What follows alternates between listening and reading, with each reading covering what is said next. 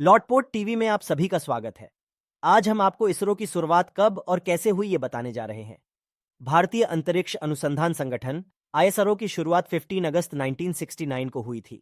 भारत सरकार ने वैज्ञानिकों के नेतृत्व में रॉकेट प्रौद्योगिकी और अंतरिक्ष अनुसंधान के क्षेत्र में काम करने के लिए आईएसआरओ की स्थापना की थी।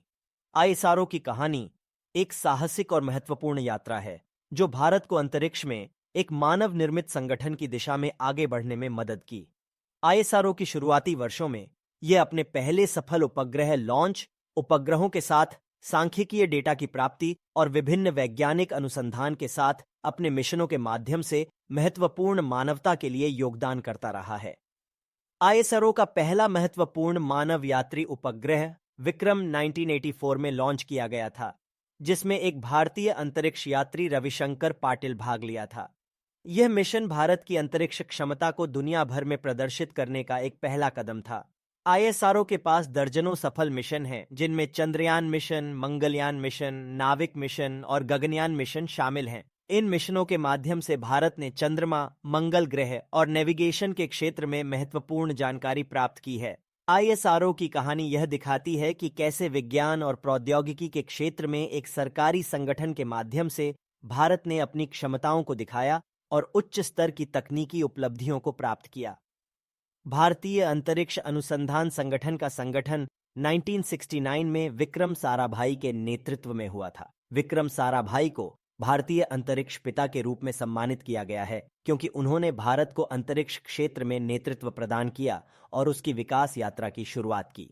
इसरो की स्थापना का मुख्य उद्देश्य भारत को अंतरिक्ष क्षेत्र में विज्ञान, तकनीकी और अनुसंधान के क्षेत्र में नेतृत्व प्रदान करना था। इसके साथ ही यह उद्देश्य था कि अंतरिक्ष के उपयोग से विभिन्न क्षेत्रों में सुधार किया जा सके, जैसे कि जलवायु, कृषि, संचार, निगरानी और विज्ञान और प्रौद्योगिकी। महत्वपूर्ण मिशन और कार्य। इसरो ने अपने स्थापना के बाद कई महत्वपूर्ण मिशनों को पूरा किया है, जिनमें से कुछ हैं। आर्यभट्ट भारत का पहला उपग्रह 1975 में लॉन्च किया गया। मून मिशन चंद्रयान 1 2008 और चंद्रयान 2 2019 के माध्यम से चांद की तलाश की गई।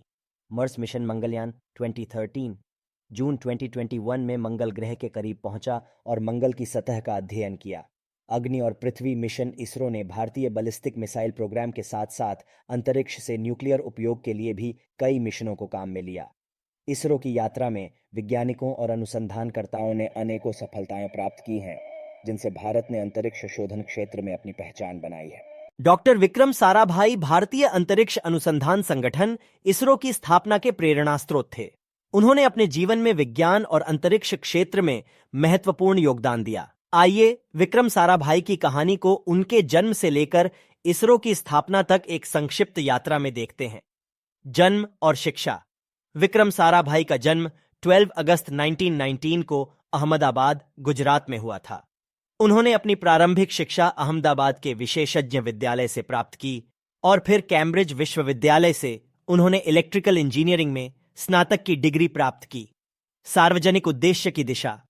विक्रम साराभाई के पिता श्री अंबालाल साराभाई भारतीय स्वतंत्रता संग्राम के महान स्वतंत्रता सेनानी और समाज सेवक थे। विक्रम साराभाई ने भी सामाजिक सेवा में अपना योगदान देने का संकल्प लिया और उन्होंने विज्ञान के क्षेत्र में अपनी प्रतिबद्धता दिखाई।